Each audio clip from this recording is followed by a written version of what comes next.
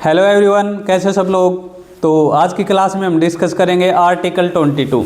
Article 22 क्या है, हमारे जो मौलिक अधिकार हैं, हमारे फंडामेंटल राइट्स हैं, उनमें जो हमारा स्वतंत्रता का अधिकार है उनके अंतर्गत आता है। हमारे जो स्वतंत्रता का अधिकार है वो आर्टिकल 19 से लेके 22 तक बताया गया है, ठीक है। तो क्या कहता है ये आर्टिकल 22? आर्टिकल 22 कहता है, कौन सा अधिकार बताता है ये हमें? राइट टू अगेंस्ट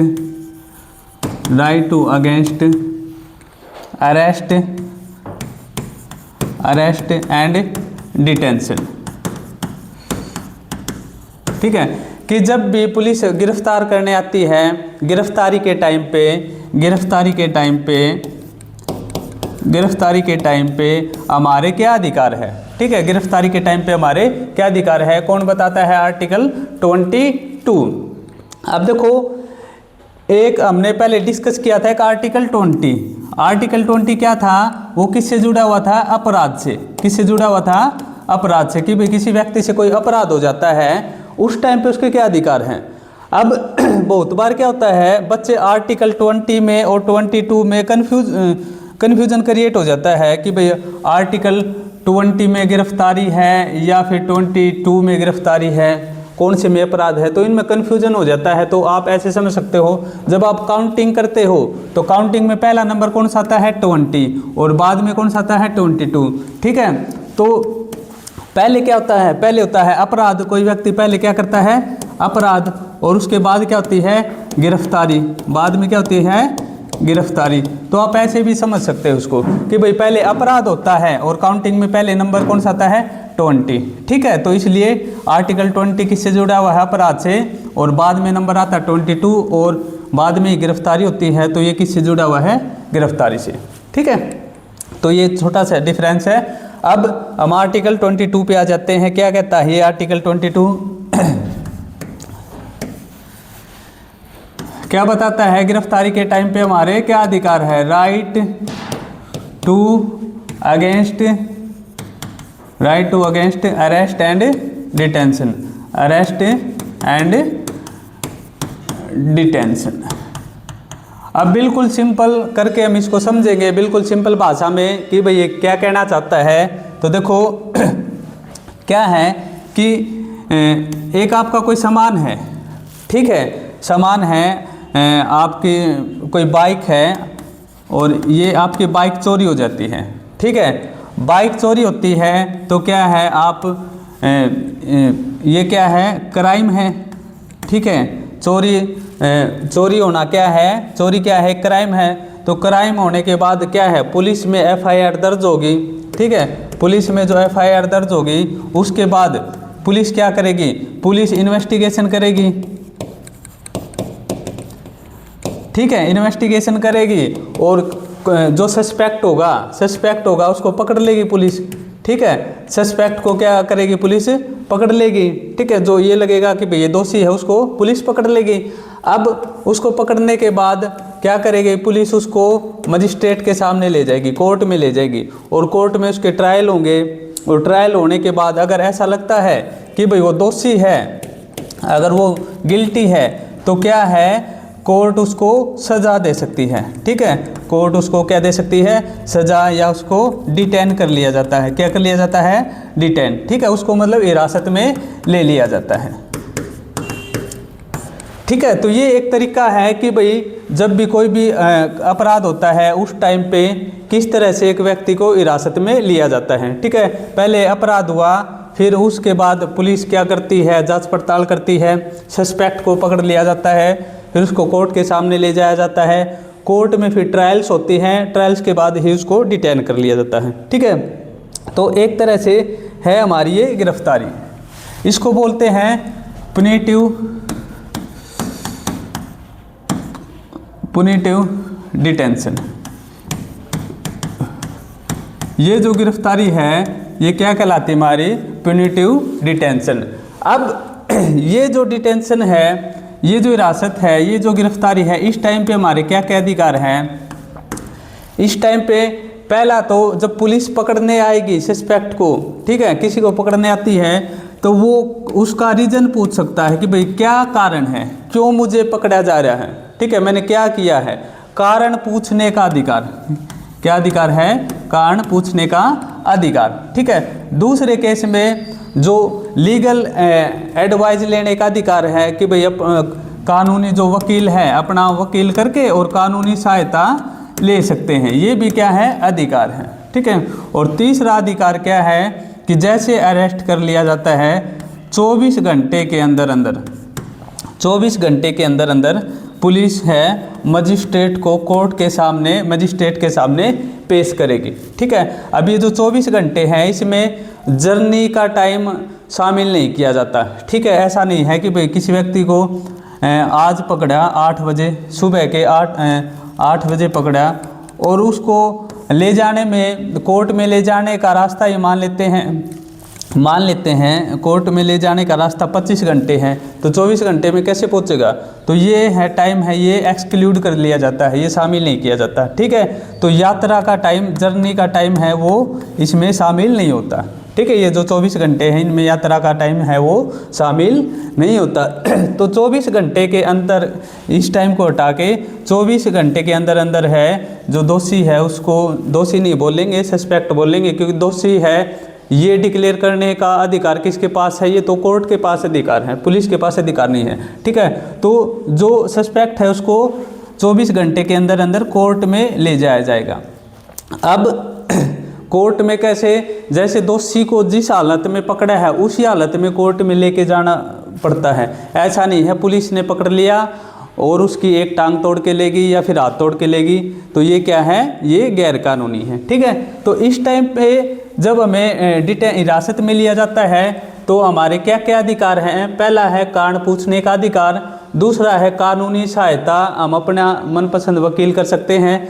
तीसरा क्या है कि 24 घंटे के अंदर अंदर पुलिस गिरफ्तारी के 24 घंटे के अंदर अंदर पुलिस क्या करेगी, कोर्ट के सामने, मजिस्ट्रेट के सामने सस्पेक्ट को लेके जाएगी, ठीक है। तो इस तरह की जो डिटेंशन होती है इसको बोलते हैं पुनेटिव डिटेंशन, ठीक है। क्या बोलते हैं, पुनेटिव डिटेंशन। हिंदी में क्या बोलते हैं इसको, दंडात्मक हिरासत, ठीक है। क्या बोलते हैं, दंडात्मक हिरासत। लेकिन एक हिरासत और है। अब देखो ये जो तरीका है इसमें क्या हुआ, पहले क्राइम हुआ और क्राइम होने के बाद गिरफ्तारी हुई। लेकिन एक होती है हमारी प्रिवेंटिव डिटेंशन,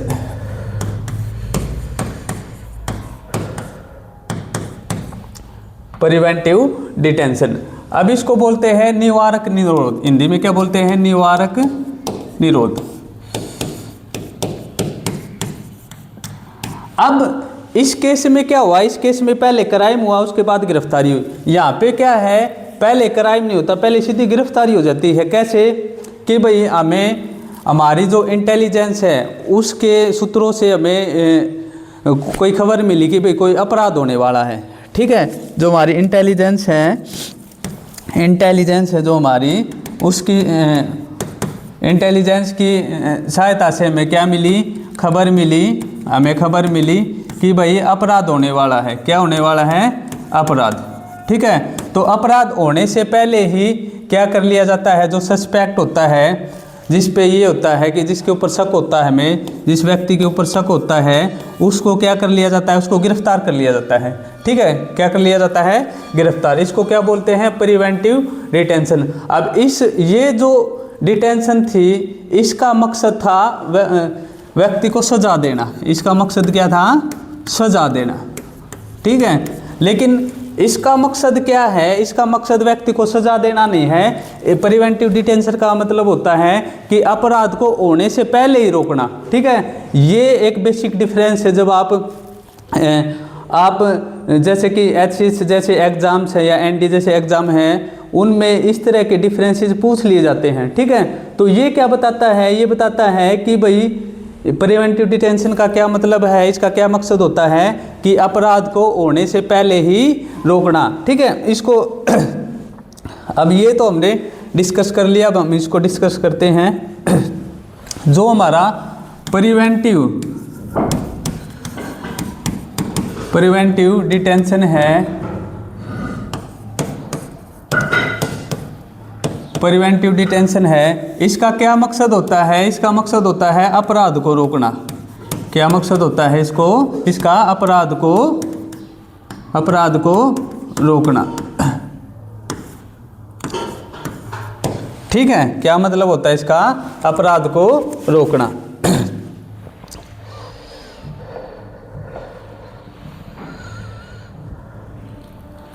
ठीक है, अपराध को रोकना।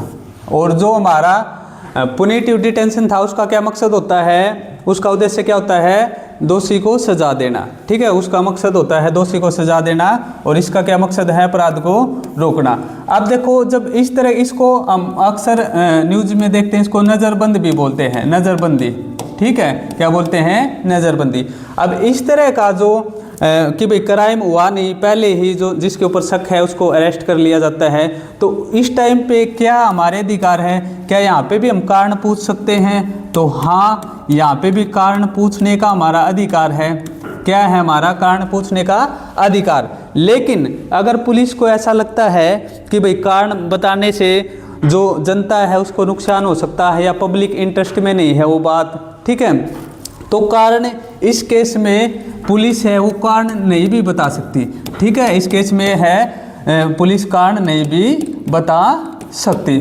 ठीक है, अगर पुलिस को ऐसा लगता है कि कारण बताना सही नहीं है तो यहाँ पे कारण नहीं बताएगी। ठीक है, तो ये एक बेसिक डिफरेंस आ गया। और दूसरा क्या है, उस केस में हमने क्या देखा था कि 24 घंटे के अंदर अंदर मजिस्ट्रेट के सामने पेश किया जाता है। 24 घंटे तक ही पुलिस हिरासत में रख सकती है। लेकिन यहाँ पे क्या है कि ये जो डिटेंशन है ये कितने दिन तक हो सकती है? 3 महीने तक। कितने टाइम तक हो सकती है ये डिटेंशन? 3 महीने तक किसी को नज़रबंद या हिरासत में ले सकती है पुलिस सीधा। अब 3 महीने के बाद फिर एक एडवाइजरी हमारी कमेटी होती है, वो इसको आगे बढ़ा भी सकती है। ठीक है, ये जो टाइम है 3 महीने का कि भाई एक व्यक्ति को 3 महीने तक नज़रबंद कर लिया जाता है, उससे ज़्यादा भी नज़रबंद कर सकती है। लेकिन उसके लिए फिर कमेटी बना के, और जो कमेटी में हाई कोर्ट वगैरह के जजेज होते हैं वो क्या करते हैं, उसको टाइम को बढ़ा देते हैं। तो ये है हमारा प्रिवेंटिव डिटेंशन। अब इस तरह का जो डिटेंशन है ये बहुत सारे लोग ये बोलते हैं कि भाई ये लोकतंत्र के खिलाफ है, क्योंकि इस तरह का जो डिटेंशन है इसमें कारण नहीं बताया जाता और लंबे टाइम तक किसी व्यक्ति को नज़रबंद कर लिया जाता है। ठीक है, अब जो हमारा पुनिटिव डिटेंशन था, दंडात्मक जो हिरासत थी, उसमें क्या था कि कोई भी हमारा जो सामान्य कानून है, कोई सामान्य, उसके अंतर्गत उस हिरासत में ले लिया जाता है। ठीक है, सामान्य जो हमारा कानून है वो काम करता है यहाँ पे। लेकिन जो हमारा प्रिवेंटिव डिटेंशन है, इस केस में क्या होता है कि जो हमारी पार्लियामेंट है, जो हमारी संसद है, वो कोई विशेष कानून बनाती है और उस कानून के तहत ही गिरफ्तार किया जाता है। जैसे कि एक कानून आया था टाडा। ठीक है, समय समय पर हमारी संसद है वो ऐसे कानून बनाती रहती है ताकि जो देशद्रोही हैं उनके खिलाफ कार्रवाई की जा सके, या फिर जो ऐसा लगता है कि भाई हमारे देश की एकता अखंडता को नुकसान हो सकता है, तो इस चीज़ को रोकने के लिए, हमारी एकता और अखंडता को बनाए रखने के लिए संसद क्या करती है, ऐसे कानून बनाती रहती है कि भाई बिना कारण बनाए किसी को शक के आधार पर गिरफ्तार कर लिया जाए। ठीक है, तो जो टाडा है ये भी इसी तरह का एक कानून था जिसके अंतर्गत संजय दत्त को गिरफ्तार किया गया था। अब ये जो प्रिवेंटिव डिटेंशन है ये कब से लागू है? जब से हमारा संविधान बन के लागू हुआ था, 1950 से ही ये लागू है। और इस प्रिवेंटिव डिटेंशन के बहुत सारे कानून हमारी जो संसद है उसने बनाए हैं। तो किसके पास अधिकार होता है ये कानून बनाने का? संसद। और कई बार क्या होता है, संसद जो राज्य की विधानसभा होती है ये दोनों मिलके भी बना सकते हैं। संसद अकेली भी बना सकती है और जो राज्य की विधानसभा होती है उसके साथ भी ये कानून बनाए जा सकते हैं। तो यहाँ पे जो गिरफ्तारी होती है, नज़रबंदी होती है प्रिवेंटिव डिटेंशन में, ये स्पेशल कानूनों के तहत होती है। ये बात याद रखना, किसके तहत होती है? स्पेशल कानून। जैसे टाडा है, ये स्पेशल कानून है, ठीक है, मतलब स्पेशल अधिनियमों के तहत यहाँ पे क्या होती है? गिरफ्तारी होती है। लेकिन यहाँ पे जो सामान्य जो हमारे कानून है उसके तहत गिरफ्तारी होती है, ठीक है। तो ये क्या है हमारा आर्टिकल 22, जो कि गिरफ्तारी के टाइम पे हमारे क्या अधिकार होते हैं वो बताते हैं। गिरफ्तारी बेसिकली दो तरह की होती हैं, पुनिटिव और प्रिवेंटिव। ये कब होती है? अपराध होने के बाद, ठीक है, और ये होती है अपराध होने के पहले, ठीक है। तो ये बेसिक डिफरेंस है, याद रखना।